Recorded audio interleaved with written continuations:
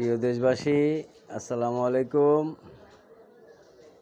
আমাদের দেশের যে রাজনীতির অবস্থা মোটেও ভালো লাগছে না, মোটেও ভালো দেখা যাচ্ছে না।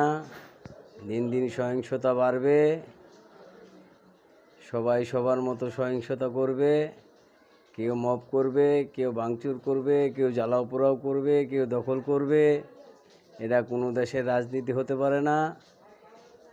এটা কোনো দেশের নির্বাচনের আগে এরকম ঘটনা হতে পারে না। আমাদের মেটিকুলার সরকার বলছে ফেব্রুয়ারি মাসে নির্বাচন দিবে, কিন্তু নির্বাচনের আগে যেই কর্মকাণ্ডগুলো দেখা যাচ্ছে, নির্বাচন আদৌ হয় কি না এটা সন্দেহ। মানুষের মনে এটাই সন্দেহ যে নির্বাচন হয় কি না।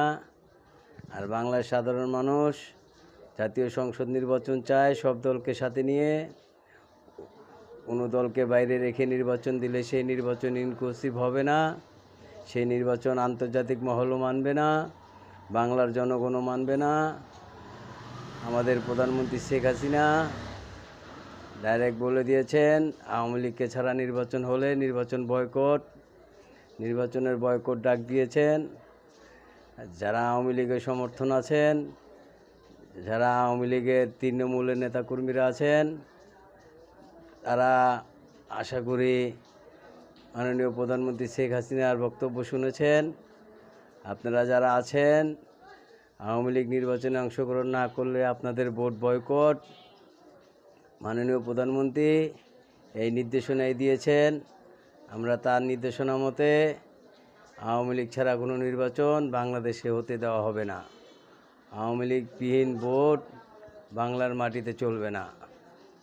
যে আওয়ামী লীগ বাংলাদেশ জন্মের আওয়ামী লীগ, সে আওয়ামী লীগ নির্বাচন করবে না। আর যেই জামাত বাংলাদেশ বিরোধিতা জামাত, সেই জামাত নির্বাচন করবে। আসলে হাস্যকর, কি বলবো, মুখের ভাষা নেই।